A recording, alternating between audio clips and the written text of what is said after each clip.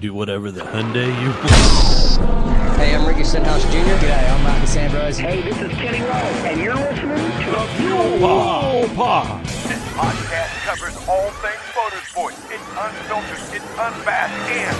Ooh, we're going crazy.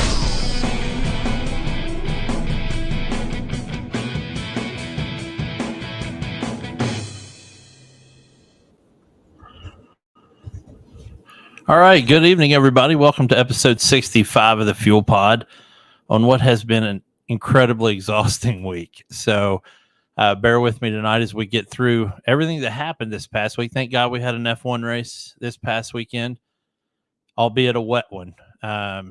Lots of rain. And then we'll also be talking about the upcoming Italian Grand Prix at Monza at the Temple of Speed. And then we'll cover a little bit of NASCAR because it was kind of a big weekend for them as well. And then we'll call it a night. We'll do some podiums and rip from the paddock as typical, but still, let's get through it. So I think the first piece of information we need to cover is just the practice sessions. I think all of the Formula One teams saw it coming with the rain during the practice sessions. At one point, Oscar Piastri spun out into the gravel just as Danny Ricciardo was coming around the same turn and saw him there, held onto the wheel, spun out, hit the wall, ended up breaking his hand. Anybody that's watched Drive to Survive or knows anything about Danny Ricciardo, he's very proud of all of his tattoos, but he's always proud of, quote unquote, getting work done. But some of his tweets after that were talking about getting metal work done because he had to go see a surgeon. I guess they put some metal in his hand, so I guess that technically makes him the first cybernetic Formula One driver, but we'll see how it goes. Not expected to return again this week. Liam Lawson will be in that AlphaTauri again. Danny will be making his return supposedly at Singapore, which I don't know how you guys feel about that if you're a Formula One fan, but first race back, broken hand, just had surgery. I don't know. I don't know if Singapore is the race I would choose. I realize it's probably a time situation. Yes, it was a wet and wild one. Redbeard,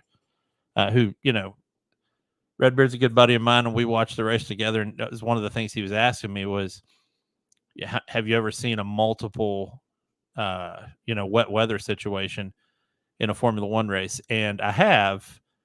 Never more than twice. I mean, I've seen it where it rained from beginning to end, but this was, one of the few that I've seen where it was two very distinct wet weather segments, which made the race crazy from more than just a racing standpoint, but also from a strategy standpoint. So let's move into the race. So Max Verstappen is on the pole, shocker. Lando was in P2. The race started in rain. In fact, the formation lap, the rain has started during the formation lap. So they come around to start finish. They go into turn one, and this is where Fernando Alonso really showed that his age is just a number, but it also adds up to his experience level because he gained 3 spots in sector 1. So started out, I think, P5. He was in third after like turn 1 or 2. And then eventually in second. So really, really good race for him. He really kind of put on a wet weather masterclass as far as how to drive.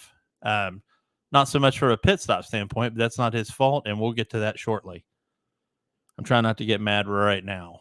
So anyway, other people that had what I think is a wonderful day, I think Sainz had one of the most kind of underrated, unsung great days.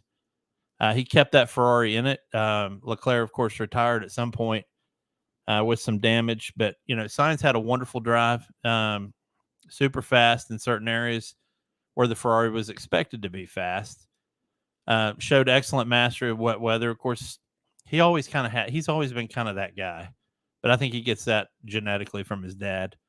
At the end of lap 1, and this is what killed me the most, even the announcers. So we had DC, David Coulthard, Julian Palmer, and Alex Jakes calling the race.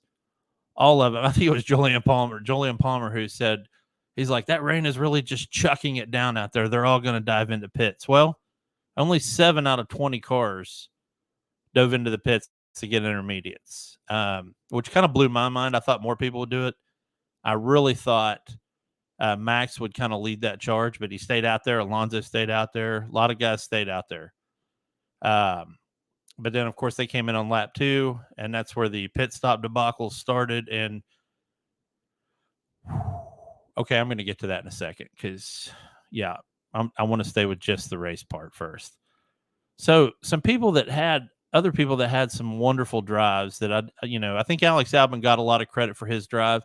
And, man, that guy's just been tearing it up lately in a car. I mean, folks, it's a Williams. I don't know what to say. Maybe they're around the bend, but that car is so super fast in flat out stretches, which is going to really favor them this week. And we'll get to Monza in a little bit. But other people that had wonderful drives, Pierre Gasly, who ended up on the podium, of course, just another day. And he even had a penalty at some point, I think, for speeding in the pit lane, and still ended up on the podium. And that Alpine kind of showed its sea legs, pardon the pun, on straight stretches as well, and seemed to be fairly maneuverable in some of the braking zones. So, I don't know if Alpine's on the up and up. There's a lot of turmoil on that team right now. So hopefully, we'll see some more of that coming up this weekend, and maybe Ocon will enter the fray as well. So we had a huge dry section of the race. Well, I mean, it dried a little bit. But lap 62 of 72, we got, and if you'd have heard the onboard audio from some of the race engineers going, hey, we've got rain coming in a couple of minutes off the coast. It's going to be heavier than anything else we've seen. And, man, they were not kidding. I mean, it came down. Thought for sure everybody was going to be on full wets, but nope.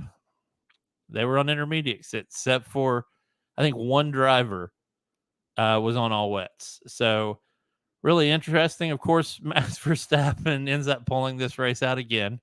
Never really in any kind of,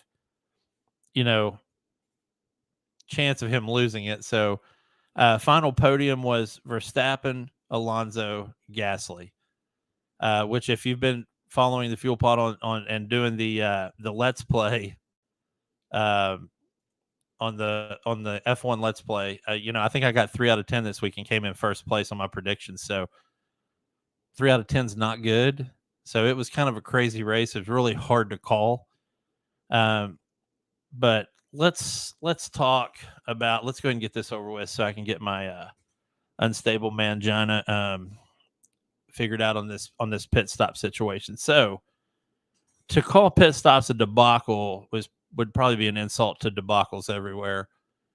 The first one I want to talk about is Alonso comes in. It's an 8.06 second pit stop, if I'm not mistaken.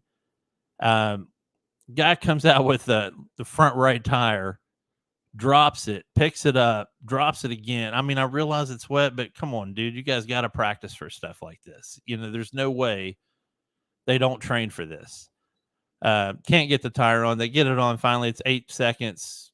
Alonso comes back out. He should have been right back in second. Comes out in fifth. Luckily, it's Fernando Alonso, so he got his spots back and ended up P2. Okay, that's fine.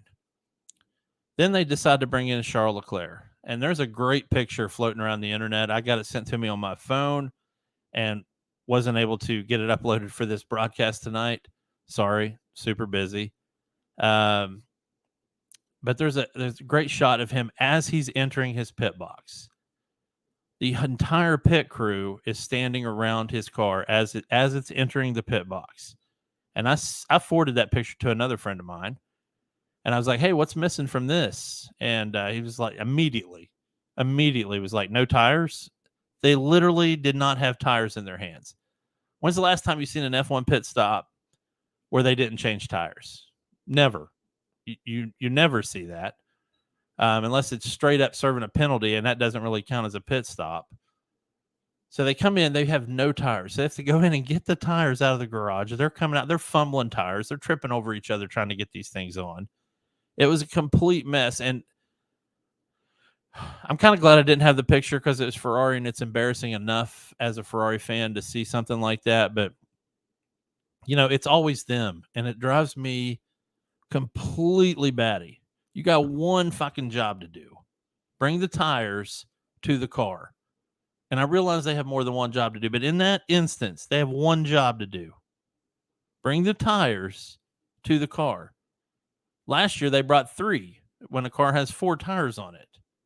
And this time, they brought none to a car that has 4 tires on it. And Diddy, I know you're listening. He sent me the original picture with it on there. And he looked, just trying to judge tone on a text message is hard anyway. But I could literally tell he was pissed. And I was kind of freaking out about it because it drove me nuts. But they've got to do a better job at planning or training for crazy situations that are outside the normal, and they obviously hadn't, and so it was kind of a mess. So not real happy about it. It's a very, very good point. So Diddy says, "Why go at all? Why even get out of your little folding chair outside the your Netflix camera, showing you just sitting there chilling, and why even come out there and stand in the rain? If you're not going to do something." I realized he also had a front wing replacement, and I'm assuming that was the same pit stop based on that picture. But seriously, 2 things: 1, bring your tires, and 2, know which tires you're supposed to bring. Because I'm pretty sure I saw another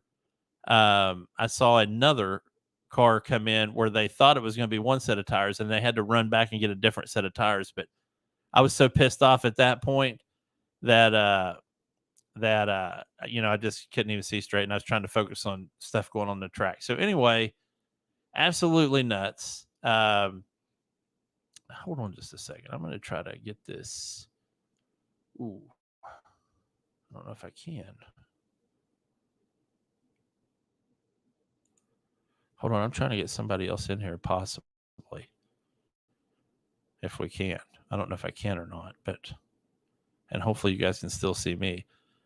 So anyway, it was a crazy race. I really enjoyed the whole thing. Kudos to Max Verstappen, who won his 9th race in a row, which tied Alberto Ascari and Sebastian Vettel. So as we move into our Monza coverage here in a little bit, we'll be able to talk about that some more, because it is a huge thing, and we'll see how it goes. So moving on, let's talk about Ripped from the Paddock. These are, of course, articles that I pull off of various F1 news sources and don't actually read the article. It's kind of some hanging curveballs on this one tonight, because there just wasn't much going around that hasn't been so overly discussed that everybody has their opinion on it. But the first one is why Mercedes opted to stick with Lewis Hamilton and George Russell for the next 2 years. If you don't know, Lewis Hamilton finally signed a new 2-year contract. And this is a huge deal, because I think a lot of what was going to make silly season is now out, now that we know Lewis Hamilton is still going to be there. They acted like the Russell part of it was a big deal too, but I think everybody knew George Russell was going to stay at Mercedes. So why would Mercedes opt to stick with these guys? Well, easy. Stability. You've been working on this car and making it better, or at least trying to make it better, and it started out a complete shit show. And you've had the same, 2 drivers. You want to keep those guys, because that way you get consistency in your feedback on your equipment. Plus, not for nothing, but one's a 7-time world champ, and George Russell's no slouch behind the wheel either. I'm not a huge fan, but he knows how to drive a car. He got kind of hosed this weekend. He thought he had a podium car, and he finished dead last if you take out the DNFs. So, anywho, I think that's why you keep those 2. If you got different comments, hit us up on Twitter or light me up on here in the message board and let me know. Number 2, it's not that they have a magic bullet, says Frederick Vassar, as he outlines what it will take to reel in Red Bull over the second half of the season. Well, Fred, I got to ask you, are you talking about what it will take Ferrari to reel in Red Bull? Because that'll be a miracle. If you're talking about any of the other teams, I still think it's completely. I do think they have a magic bullet. I think they have a magic bullet that you guys can't seem to find out there anywhere. I think a lot of it has to do, obviously, with Adrian Newey. That guy is a car genius, just in everything he does. And unless you guys can clone him, I really have a hard time believing that you guys are going to catch those guys.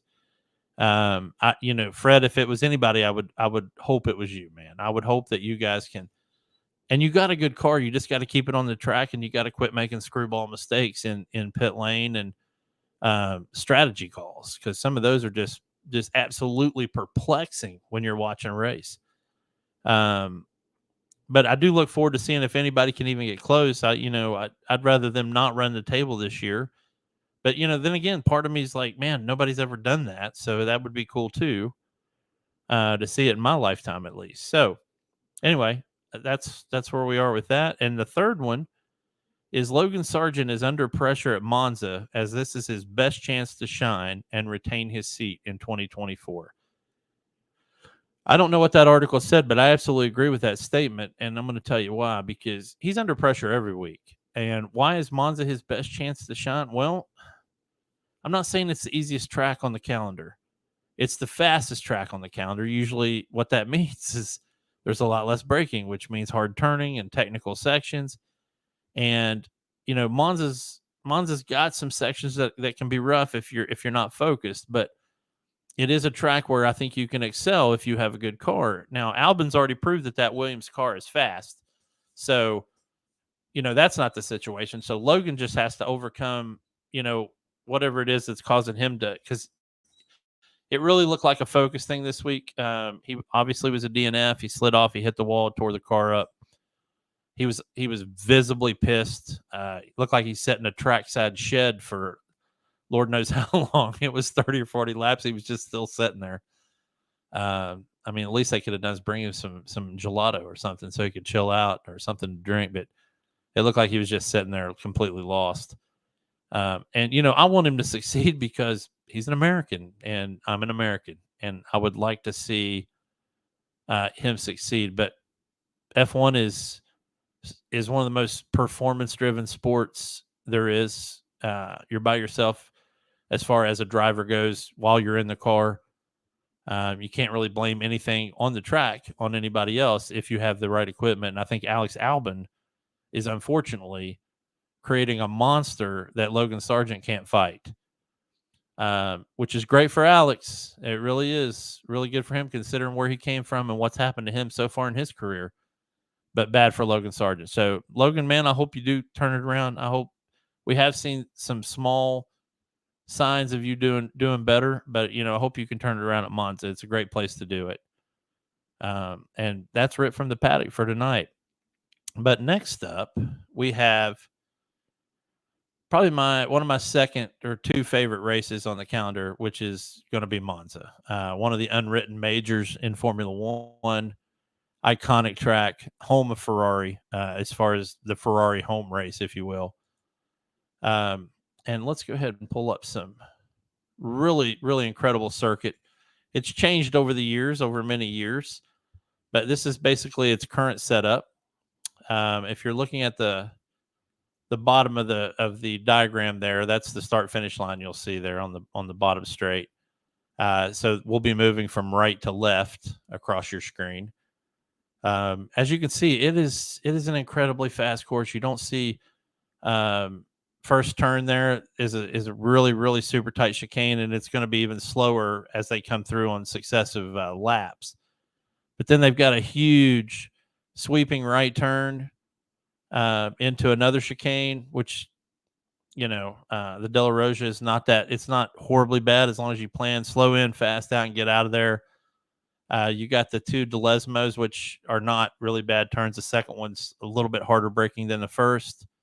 Another long, huge straight into a Scari, and then another flat into the Parabolica. So really incredible track.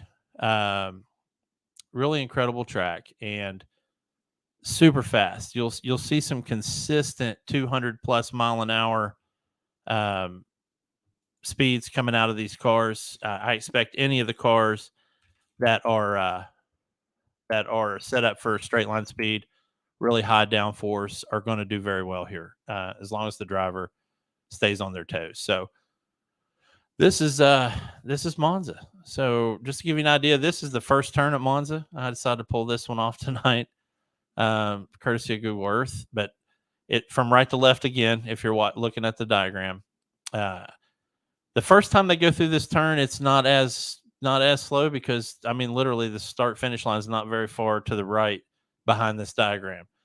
But man, the second time they come through here and every time after that, they're going to be flying. I mean, they're going to be cooking. And you're looking at a braking zone at probably the 150 meter mark before they even get there. This is also the spot where we saw Verstappen drive over the top of Hamilton's car a couple years ago. So it can be dangerous. You can get some overtakes in here. So if you do some good late braking or you're able to carry some throttle through that first part into the second part, then you can definitely get an inside overtake on this. But definitely a very unique first turn. The other thing I want to talk about, there's a couple new liveries this weekend, and one of them I thought was really good, and one of them's kind of embarrassing. So let's go ahead and move into that. So this will be the Alfa Romeo livery, and say whatever you want about Alfa Romeo, but they always have a pretty car. And this is their livery for Monza this weekend, which I think is beautiful, working in the Italian flag. And I always called this car the pizza box car because it always looks like you're getting, pizza delivered to your house. A lot more black on this version than on their typical weekend car, but I think it really makes the Italian flag pop. So really good job. Hats off to Alfa Romeo for coming up with this one. Not so much hats off for this one, though. This is the Ferrari livery this weekend. Yeah, it's sharp, but if you know what it is, then you're going to see Ferrari's always been more about the brand than any specific race series. If you follow other forms of racing, you know that they won the 24-hour Le Mans in their first time back in 50 years in their hypercar this year. This is the livery from the Le Mans hypercar on an F1 car, which that part of it's cool. I get that. But, it's basically a slap in the face of the F1 team saying, hey, we won. So maybe if we put our colors on your car, maybe you can win. I don't think that's true, but here we are. So that's what they're running this weekend. I mean, it's not that ugly. I mean, I get it. But like I said, it's kind of embarrassing. So, I hope they're able to do something with it this weekend. If they win this weekend, that would be wonderful. I think one of their drivers has a good chance. I don't think the other one does, and we'll get to that shortly. So let's talk about, while we're on the subject of the Italian Grand Prix, let's talk about some predictions. I definitely think Max Verstappen's going to win this race again. That Red Bull, there's so many flat out sections on this track. It's going to be, anybody's going to be hard pressed to even catch them. I'm looking probably 22, 25 second win for Max this weekend on this track. Second place, I'm going to go with Alonso and Sainz for P3 probably. And why Sainz and not Leclerc? I think Leclerc's got the yips. If you're a baseball fan, you know what the yips are. I really think right now he's suffering from the yips, and I think Sainz is outperforming him just across the board. But I look forward to Sainz trying to get up there with Alonso because those two are rivals, and Sainz's childhood hero was Fernando Alonso, so he's always trying to surpass him. So I look forward to those two chasing each other around the track. I know the F1 TV crew, a lot of them think Lewis Hamilton's coming in P2 this weekend. Is it possible? Sure. Any given Sunday for sure. But I don't think it'll happen. But the other person I want everybody to watch out for this weekend is Alex Albon. And I'm going to tell you why. And we've alluded to it for a few weeks. I know last time Farmer was on here, we did. But that Williams car, and please understand how much it pains me to have to say this because I am not a Williams fan. That Williams car is, I mean, lights out fast on straight sections, on just straight line speed. And there's a lot of those to be had at Monza. So can he spoil? He can't spoil Verstappen. Can he spoil P2 or P3? Absolutely. Pierre Gasly seems like a man on a mission. So, and that car is good. And the Alpine is very good in straight line speed as well. So I look forward to any of those guys. As far as who's going to have good drives, I think Yuki will have another good drive here. He's really, for driving that car, that AT04 Alpha Tauri, he is really showing his chops this year. And I think he'll have a decent drive and probably do as expected or better than expected. McLaren, and I look forward to seeing both of them up there, Lando and Piastri. You could probably see a P5, P6, or P5, P7 out of McLaren this weekend. But my pick for the podium is definitely going to be Verstappen, Alonso, Carlos Sainz / spoiler Albon. So we'll see how that goes.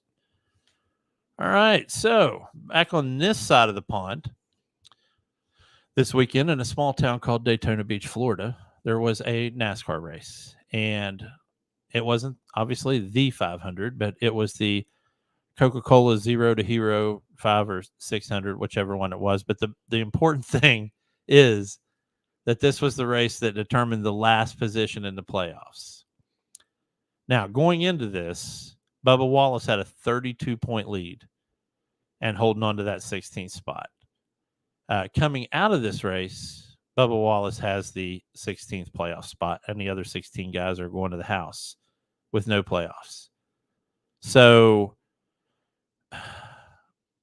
it is what it is. I'll talk about it more when I get to my podiums, but, my hat's off to 2311 and Bubba Wallace for holding that spot. Probably the most interesting feature, because when you're talking about Daytona and modern NASCAR, it's straight pack racing. And I mean, it was just trying to figure out which line was fastest. One thing that just kills me more and more the faster and better these cars get, though, is that anytime you see anybody drop off the draft, I mean, they literally fall like a rock. I mean, they fall like a rock. It looks like when they pull into there was a couple times drivers got shoved into the middle, and that was it, man. They'd slide back 12, 15 spots before anybody knew what happened. But the big one of the night was when Ryan Preece got spun out and drove into the infield and flipped his car like 4,850 times. It was the craziest shit I ever seen. You literally saw his windscreen pop off, his window net pop off at some point.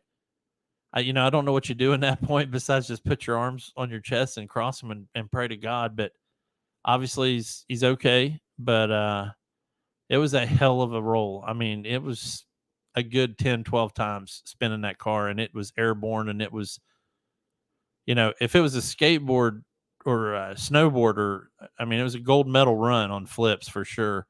But, hats off to that team for recovering their driver and living to fight another day. So anyway, that's that. And lastly, on the Fuel Pod news, before I move into my podiums and back markers tonight, is I went to see, I have two boys, and one is 17 and one is 14. And one of them loves racing and just absolutely loves just cars in general. Big fan of motorsports. Shocker. The other one, not the biggest fan, although I found out later he likes racing a little more than he told me about. But they ended up both going to see the Gran Turismo movie with me. Gran Turismo, obviously a game for the PlayStation, has been out for 25 years in various iterations by Polyphony Digital. And you get to be my age and you've played all of them, for the entire 25-year run of this game series. It's important to note, though, that this movie is not a video game movie. This movie is more of a biopic of a guy named Jan Mardenborough, who was a kid at the time that got picked up. Somebody at Nissan had a crazy idea about taking the best sim racers in the world and putting them in a competition, and then the winner would get to drive real race cars. And Jan Mardenborough won it, and is still a racer to this day. I think this was like 2008 or 8. I don't know if it was 8 or 18. Anyway, folks, if you haven't seen the movie and you're a fan of racing or motorsports or just really good, small town kid made it in the world kind of stories, this was an excellent movie. I definitely agree with Diddy's appraisal of this movie. It was very good. I will say this: they kind of played Mary Hobb a little bit with some of the rules, and I know they did it for dramatic effect for some of the races. It's important to know it's a true story. There's a few fictional characters that I'm sure were created for dramatic purposes, but as a person that has loved any movie that's involved with the 24-hour Le Mans, Ford versus Ferrari of recent note was one of the best ones. But as far as showing the driver and internal team perspective at the 24-hour Le Mans, this movie did an excellent job. It didn't show the drivers completely crashed out, which kind of bugged me. It just kind of showed them sitting in chairs waiting for their turn to drive.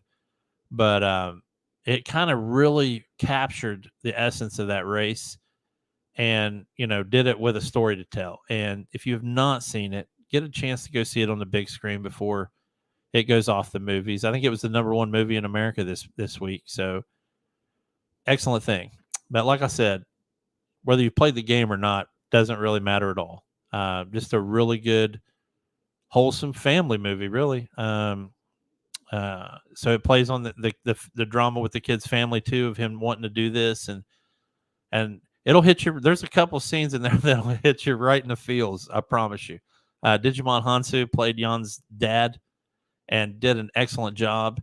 David Harbour, if you're a Stranger Things fan or Newsroom or Hellboy or anything else David Harbour has done, I mean, he absolutely stole this movie. So hats off to him. Hats off to Orlando Bloom for playing the kind of greasy corporate guy but he was the one that got things done. So hats off to them. And of course, hats off to Kazunori Yamauchi, who created Gran Turismo and was every part the technical advisor on this movie, and Neil Blomkamp, who directed the movie as well. He captured the essence of the game while still creating a wonderful movie. So take your kids, take your race fan buddies, take whoever, and go see it when you get a chance.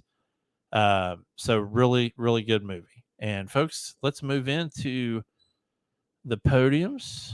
Let's hope the music doesn't kill it this week. Tried to keep it down.